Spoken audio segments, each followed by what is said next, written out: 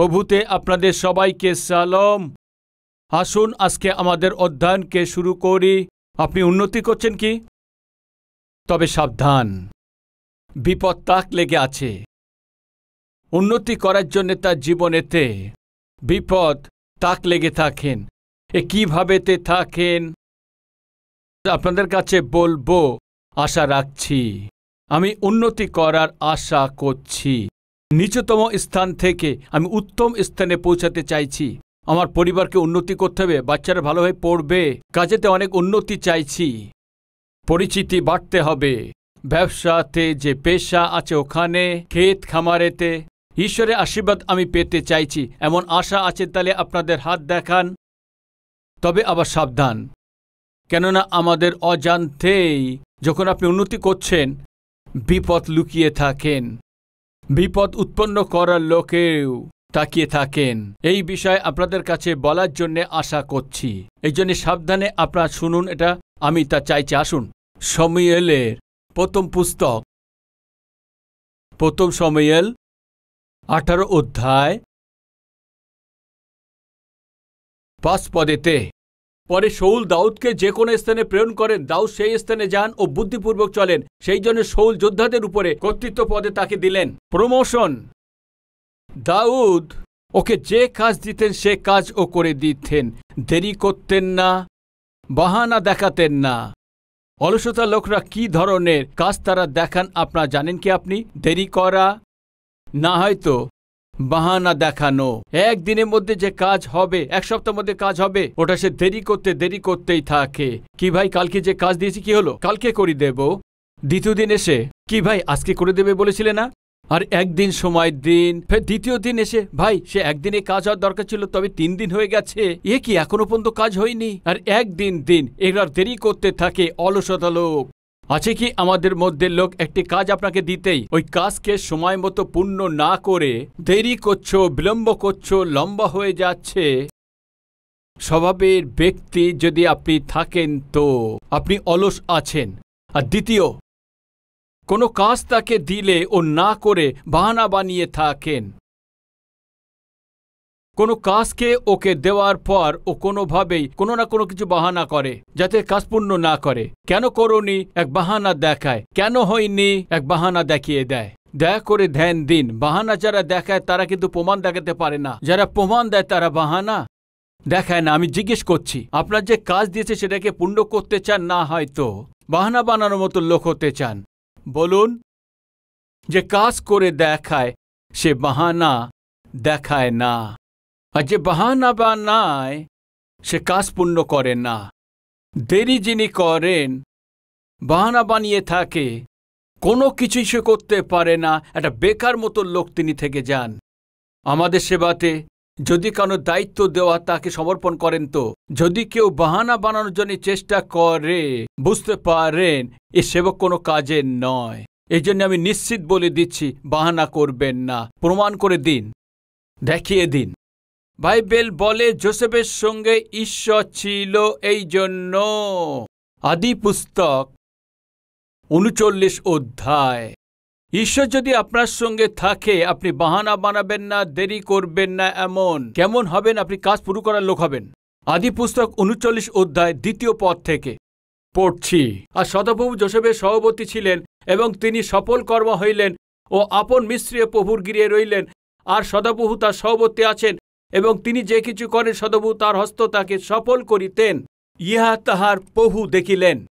যোসেফকে কোনো কাজ দিলেই ও তা তৈরি করে দিতেন, দেরি করতেন না, বাহানা দেখাতেন না, সফল করে দিতেন, প্রমাণ করে দিতেন। যে কাজ আপনাকে দিয়েছে, যেটা সফলতা করতে চান, তো করে দেখাতে হয়তো ঈশ্বর আপনার সঙ্গে থাকতে হবে। ঈশ্বর যার সঙ্গে থাকে না ও বাহানা বানিয়ে দেখায়। যার সঙ্গে ঈশ্বর সদাপ্রভু থাকেন না ও কাজেতে দেরি করে থাকেন। আজকে আপনি কাজের বিষয়ে দেরি করার লোক থাকেন, তো আপনি কর্মচারী হতে পারেন, না হয়তো মিস্ত্রি থাকতে পারেন, না হয়তো একটি বড় কোম্পানিতে আপনি কাজ করতে পারেন, না হয়তো হসপিটালেতে স্টাফ হতে পারেন, কলেজেতে, স্কুলেতে টিচার হতে পারেন, প্রফেসর হতে পারেন, লেকচারার হতে পারেন। কোথায় কাজ করেন আমি তা জানি না, কিন্তু প্রত্যেকে তার কাজেতে নিয়েছেন তো কাজকে পূর্ণ করার দায়িত্ব আমাদেরই আছে। আপনি ধ্যান দিয়ে দেখেন তো যোসেফ ওই ঘরেতে কর্মচারী আছে, ধ্যান দিয়ে দেখেন তো দাউদ ওই ঘরেতে ও মেজদের পালক ছিলেন। এই দুইজনেই ব্যক্তি অনেক নিচুতম সে কাজকে পেয়েছে, কিন্তু শুনুন, এরা দুজনে ছোট কাজকেই করছে, কিন্তু এরা ঈশ্বরের অনেক মহান ছিলেন। আপনি যে কাজ করছে সেটা হয়তো অনেক ছোট আছে, আপনার সঙ্গে যে আছেন উনি মহান ঈশ্বর আছে, আপনার যে সেই পরিকল্পনা রেখেছেন, এটা ভুলবেন না। বাইবেল বলে যে অল্প বিষয়ে বিশ্বস্ত আছে সে অনেক যোগ্যতে বিশ্বাসযোগ্য থাকবেন। আপনি ছোট কাজেতে বিশ্বাসযোগ্য থাকুন, বড় কাজকেও ঈশ্বর আপনাকে দিতে চলেছেন।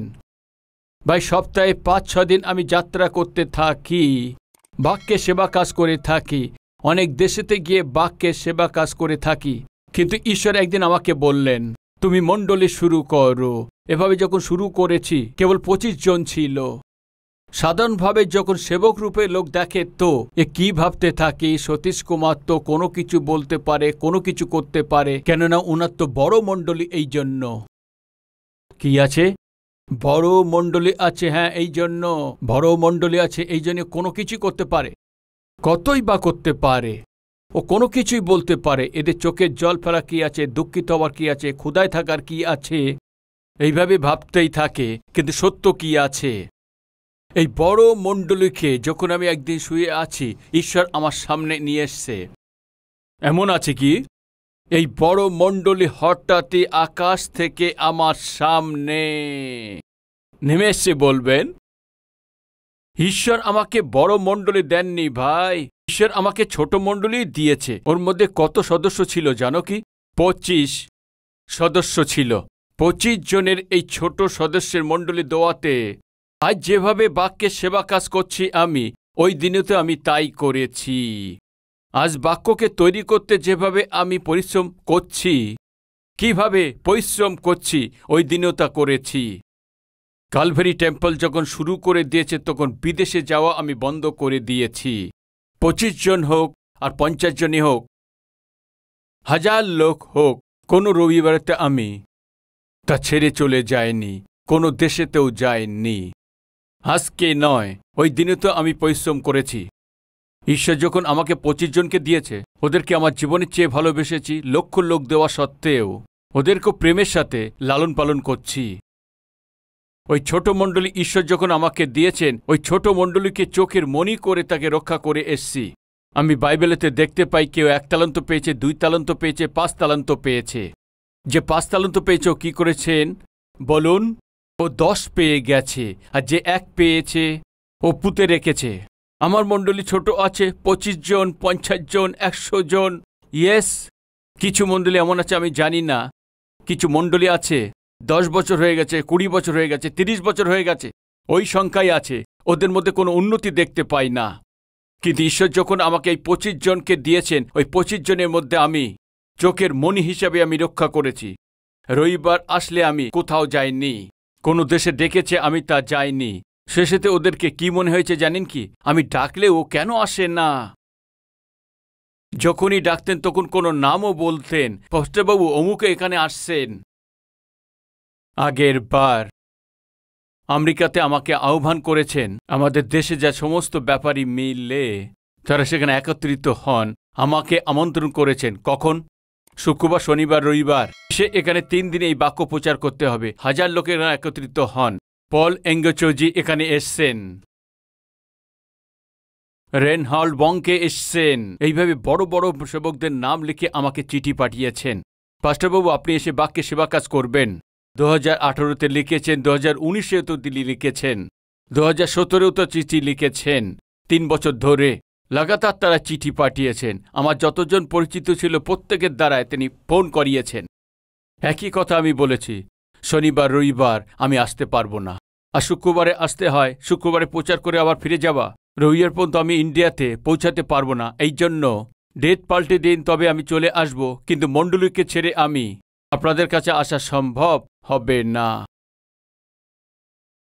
হ্যাঁ, একবার আমি আমাদের লোকদের কাছে রিকোয়েস্ট করেছিলাম প্রত্যেক রবিবার তোমাদের লোকদের কাছে থাকবো, বহু লোকদের দেশেতে সেখানে গিয়ে বাক্যে সেবা কাজ করুন। এরাও আশা করছেন, কখনো যদি যেতে হয় একবার আমাকে পারমিশন দিন বলতে আপনারা মেনেছিলেন, এই জন্যে আপনাদের পারমিশন নিয়ে কখনো নিশ্চয়ই আমাকে যেতে হয়, তবুও একটা দুটো রবিবারে এই দিনের মধ্যেই যাওয়ার চেষ্টা করেছি।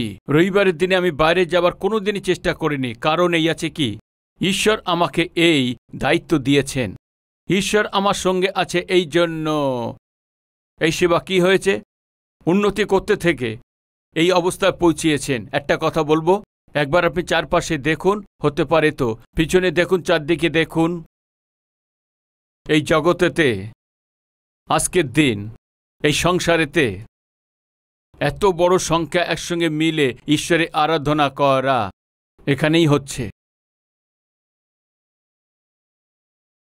এটাকে আমি অহংকার করে বলছি না, আমার প্রভু কত মহান আছে তা বলছি। শমূয়েল পুস্তকে একটা কথা আছে, 18 অধ্যায় তার 30 পদেতে শেষ লাইনটা পড়ছি, দাসগণের মধ্যে সর্বাপেক্ষা দাউদ অধিক বুদ্ধিপূর্বক চলিতেন, তাহাতে তার নাম অতিশয় সম্মানিত হইলেন। কত সুন্দর লেখা দেখুন, সমস্ত কর্মচারীর অধিকে তার নাম অধিক বড় হয়ে গেছে। সমস্ত মণ্ডলীর থেকে আজকে কালভারি টেম্পল আজকের দিনে সম্মানিত হবার কারণ জানেন কি আপনি? ঈশ্বর এই মন্দিরেতে আছে এই জন্য। প্রিয় ভাই ও বোন, আমি কি বলতে চাইছি, ওই দিন যোসেফের সঙ্গে সদাপ্রভু কি লেখা আছে, সঙ্গে ছিল এই জন্য যে কাজ ও করে থাকতো তাতে সদাপ্রভু ওর হাত থেকে তা সফলতা করে দিতেন। ওর মালিক যখন তা দেখেছেন, ঈশ্বর যদি আপনার সঙ্গে থাকে আপনি সবকিছু যা কিছু করবেন সফলতা পাবেন। ঈশ্বর সফলতা করেন তাহলে আপনি তা দেখাতে পারবেন। আপনি করে দেখানোর লোক হন তো তাহলে আপনি বাহানা দেখাবেন না, আর না হয়তো কাজেতে দেরি করবেন না। দাউদের ব্যক্তিত্ব কি আছে আমি আপনাদেরকে বলছি।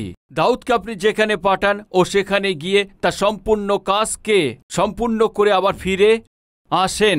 মোস্ট সাকসেসফুল পারসন, ও জয়বন্ত জীবনযাপন করতেন। রাইট, এই জন্য প্রমোশন উন্নতিও পেয়ে গেছে। এই উন্নতি কথা বলতেই সমস্ত যোদ্ধাদের উপরে, সেনাদের উপরে পৌল কি করেছেন, ওনাকে দায়িত্ব দিয়েছেন, ইনচার্জ তৈরি করে দিয়েছেন। রাইট, এখন দাউদ গলিয়াতকে মেরে ফেলেছেন, এখন পুরো দেশ দাউদের বিষয়ে কথা বলছেন, তাদের দেশে হিরো হয়ে গেছেন। পুরো দেশের লোক দাউদের বিষয় নিয়ে কথা বলছে। এই জন্য শাউল তো 1000 লোককে মেরেছেন, কিন্তু দাউদ তো লক্ষ লোককে মেরেছে। এইভাবে দাউদকে নিয়ে গান করছে। যদি সাধারণভাবে কেউ ফেমাস হয়ে যায়, সেলিব্রিটি যখন হয়, তার বিষয় নিয়ে গান রচনা করেন, এক মহান ব্যক্তির উপরে গান লেখেন। দাউদের উপরে গান লেখা শুরু করে দিয়েছেন। শুধু ওই গানকে লেখেননি, তখন এসে সম্মানের সাথে দাউদ যখন সেখানে প্রবেশ করছেন, দাউদের সামনে গান করছে। শাউল তো 1000কে, কিন্তু দাউদ তো লক্ষ লোককে মেরেছেন। এইভাবে তারা গান করছেন। ধ্যান দিয়ে শুনুন, এইভাবে গলিয়াতকে যখন মেরে ফেলেছেন, দুটো দলের লোক তারা সামনে এসছেন। প্রথম, প্রেম করার জন্য, দ্বিতীয়, শত্রু করার জন্যে। যখন আপনি উন্নতি করবেন, যখন আপনি আপনার জীবনে জয় পাবেন, হতে পারে পড়াশোনাতে, হতে পারে পরিবারের বিষয়তে, হতে পারে কাজেতে, হতে পারে ধন সম্পত্তি বিষয়, হতে পারে ব্যবসাতে, হতে পারে ক্ষেত খামারে, হতে পারে পেশাতে, হতে পারে। যখন আপনি সফলতা পেয়ে উন্নতি করছেন, আপনার সামনে দু ধরনের লোক আপনি পাবেন। হয় আপনাকে একজন প্রেম করবেন, আর সাথেই ঘৃণা করার লোকও প্রকাশ হবে। আসুন 17 অধ্যায় 54 পদেতে। পরে দাউদ সেই পলিস্ট্রিদের মুন্ড তুলিয়া জেরুজালেমে লইয়া গেলেন, কিন্তু তাহার শয্যা আপনার তাম্বুতে রাখিলেন। যে ব্যক্তি টিটকারি দিচ্ছিল, হুঙ্কার দিচ্ছিল, ইসরায়েলদেরকে ঘুম পড়তে দিচ্ছিল না, ওদের ভয় ভীতি সৃষ্টি করে দিয়েছিল, ওদেরকে মেরে ফেলেছে। ভাই, দাউদকে, গলিয়াতকে মেরে ফেলেছেন। দেশেতে শান্তি চলে এসছে, দেশে খুশি এসছে। দেশে যখন ভয় ভীতি ছিল, এ সবাই আনন্দিত করছেন। দাউদ যে করেছেন, যে অদ্ভুত কাজের জন্য, দাউদকে কাজের বিষয় নিয়ে প্রত্যেকে কথা বলছে। দেখো, ও বালক কত অদ্ভুতভাবে গিয়ে, ও একা গিয়ে ওকে মেরে ফেলেছে। সাধারণ নয়, সাধারণ নয়, অসাধারণ আছে। পুরো নগরতে শহরেতে দাউদের বিষয়ে যখন কথা বলছেন, সবচেয়ে প্রথম প্রেম যারা করছে তারা বাইরে প্রকাশ হয়েছেন। 18 অধ্যায় 1 পদ, শৌলের সহিত তাহার কথা সাঙ্গ হইলে জনথনের প্রাণ দাউদের প্রাণে সংযুক্ত হইল, এবং জনথন আপন প্রাণের মতো তাহাকে ভালোবাসিতে লাগিলেন। ভালো বাঁচতে লাগলেন। আপনি উন্নতি করছেন কি? পড়াশোনাতে সফলতা পেয়েছেন? কাজেতে সফলতা পেয়েছেন? পেশাতে ব্যবসায় সফলতা পেয়েছেন কি?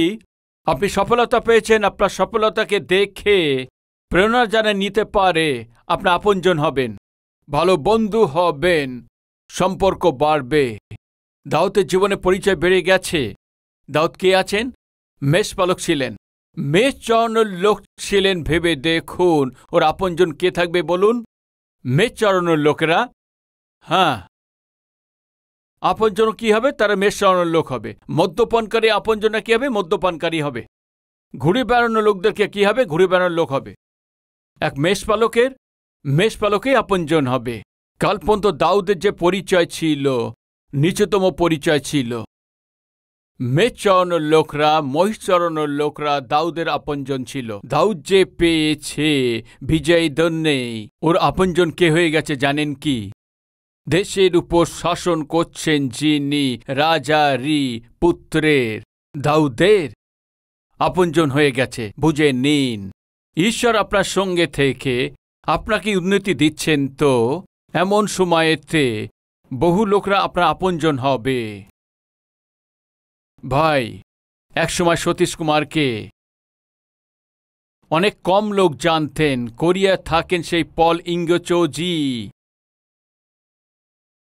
পল ইঙ্গেচোর, আমি ওই চার্চকে দেখব এটাই ভেবেছিলাম। উনি আমাকে চিঠি লিখেছেন, হয়তো 2016-তে চিঠি লিখেছিলেন, আপনার মণ্ডলীতে আমি আসতে চাই, আপনার মণ্ডলী আমি একবার দেখতে চাই।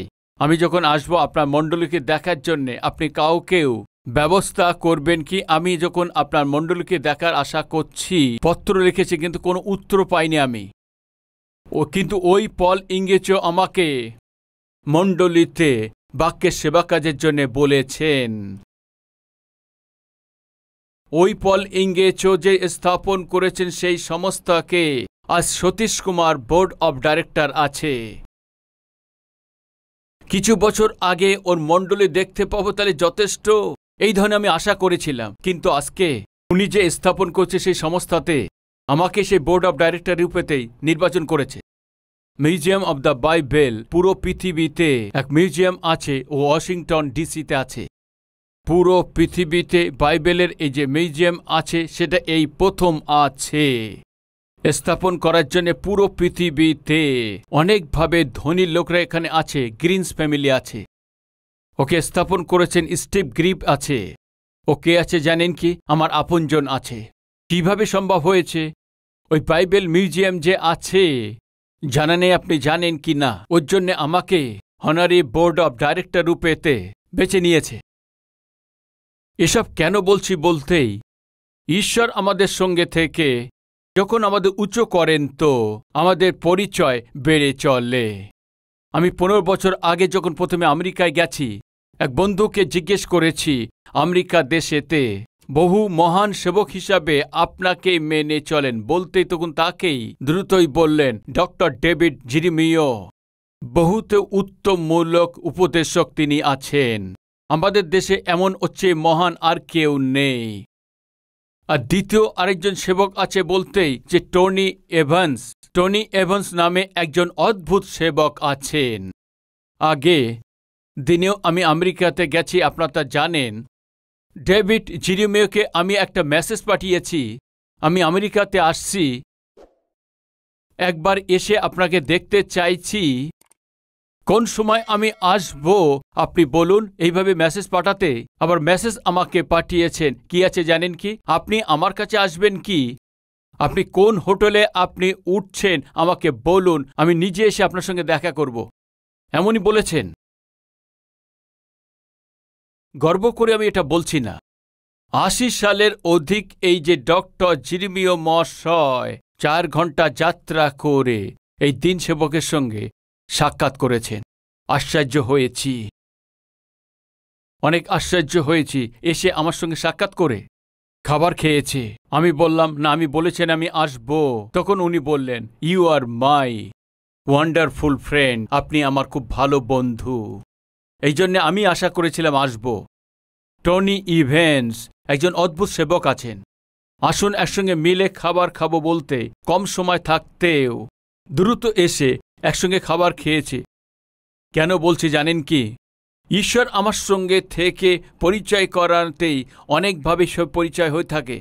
ভালো বন্ধু আমার পেয়ে যায়, ওদেরকে হারাবেন না। আজকে আমি এইটাই বলছি, কি করতে হবে? ওদেরকে হারাবেন না।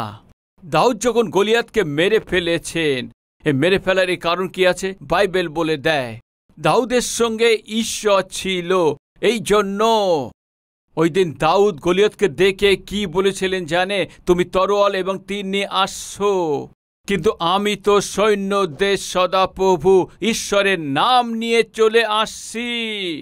এই বলে একদম সে চলে এসছে, গুলতি ঘুরিয়ে মেরেছে, একেবারে সে মেরে ফেলেছেন। পুরো দেশ প্রশংসা করেছেন, দাউদ তো লক্ষ সেনাদের মেরেছেন হো, এভাবে বলে এইভাবে তাকে প্রশংসা দিয়েছেন যে কাল পর্যন্ত তার সে মেষপালে সে আপনজনরা ছিল। ওই দাউদ একেবারের মধ্যে কি হয়ে গেছে জানেন কি? দেশের মধ্যে এক উত্তম নাম উপার্জন পেয়েছেন, ওর পরিচয় বাড়তে শুরু করেছেন। কি পরিচয় আছে? নাম্বার 1, রাজার পুত্রের জনতার সঙ্গে ওনার কি হয়ে গেছে? বন্ধু হয়ে গেছেন। এখন দাউদের আপনজন কে আছে জানেন কি? রাজার পুত্র আপনজন। একসময় ও মেষপালক ছিলেন। দাউদ অনেক রূপবানও ছিলেন, অনেক সুন্দর ছিলেন ও অনেক অদ্ভুত চোখের লোক ছিলেন। ওই দিনে যখন মেষদের তিনি চড়িয়ে থাকতেন, ওই দিনে মেয়েরাও মেষদেরকে চড়াতেন। এই কথাকে যাকবের বিষয়ে আমরা তা বুঝতে পারি। রায়ালে তো মেষদেরকে চড়াতেন, এই কথাকে আমরা দেখতে পাই। এই জন্য ওই সময় মেয়েরাও তখন ভেড়া চড়াতেন। যদি ওই ঘরে ছেলে না থাকতো, ধ্যান দিয়ে শুনুন, হতে পারে ওই সময় যে মেয়েরা সেগুন ভেড়া চড়াতেন, তখন দাউদকে তারা পছন্দ করেছেন। ভেবে দেখুন, যত এত রূপবান যদি লোক আমরা পেয়ে যাই, কত ভালো হয়। এ কে আছে? মেষপালি আছে। কিন্তু এখন শাউল এক রাজা আছে, আর তার পুত্র দাউদকে প্রাণের চাইতে ভালোবাসলেন, আর শাউলের কন্যা দাউদের উপরে নিজের প্রাণ দিয়েছেন। দাউদকে শাউলের কন্যা মিখাল অনেক প্রেম করেছেন। এখন দাউদকে কে প্রেম করছে? রাজার মেয়ে প্রেম করছে, রাজার পুত্র ভালোবাসছেন। পরিচয় বাড়তে শুরু করে। যখন আপনি উন্নতি করেন, প্রতিবেশী আপনাকে প্রেম করেন, আপনার সঙ্গেই সাক্ষাৎ করতে থাকেন। ভালো বন্ধুত্ব এবং ভালো স্নেহকে চিনতে পারেন, তবে ভালো হয়।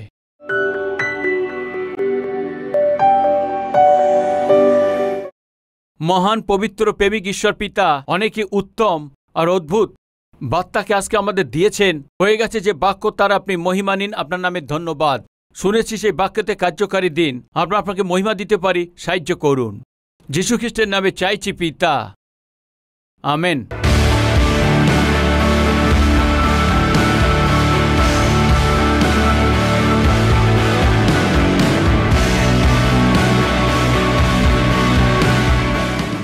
আমাদের ঠিকানা Calvary, post box number 30, Kukatpally, Hyderabad 72, Telangana.